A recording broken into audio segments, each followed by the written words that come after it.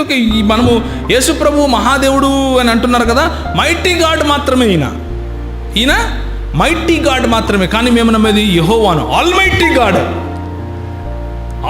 God ఏమో యెహోవా అంట, యేసు ప్రభు ఏమో మైటీ గాడ్ అంట. మీకు ఎంతమంది దేవుళ్ళు అని అడిగాను నేను ఒకసారి. అంటే ఒకడే కదా అన్నారు. మరి ఒకడే అంటే ఇక్కడ మైటీ గాడ్ ఏంటి, మీకు ఎంతమంది గాడ్లు ఉన్నారు అని అడిగితే ఏం మాట్లాడలేదు. యెహోవా సాక్షులు మేము ఒక దేవుణ్ణి ఆరాధిస్తున్నాం అంటూనే బహుదైవారాధనకు వెళ్ళే ఆలోచన ఉన్నటువంటి వాళ్ళు.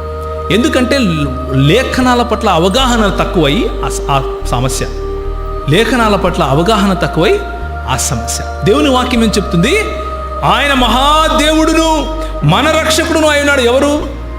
యేసు ప్రభువుని గురించి మాట్లాడుతున్నారు ఇక్కడ. ఆయన మహాదేవుడు అని దేవుని వాక్యం చెప్తుంది. రోమీయులకు రాసిన పత్రిక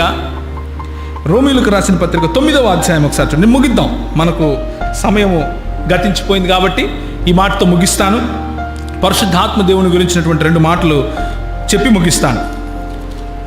చదవండి, రోమీయులకు రాసిన పత్రిక 9వ అధ్యాయం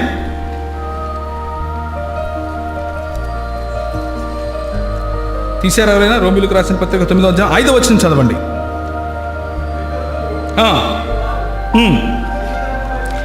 శరీరమును బట్టి క్రీస్తు వీరిలో పుట్టెను. ఈయన ఎవరి గురించి మాట్లాడుతున్నాడు? శరీరమును బట్టి యూదులలో జన్మించినటువంటి క్రీస్తు, యేసు క్రీస్తుని గురించి మాట్లాడుతూ అపోస్తలులు ఏం చెప్తున్నారు? ఈయన సర్వాధికారి అయిన ఆల్మైటీ గాడ్ అని ఉంటుంది ఇక్కడ. అర్థమైందా? తీతులో మైటీ గాడే కదా,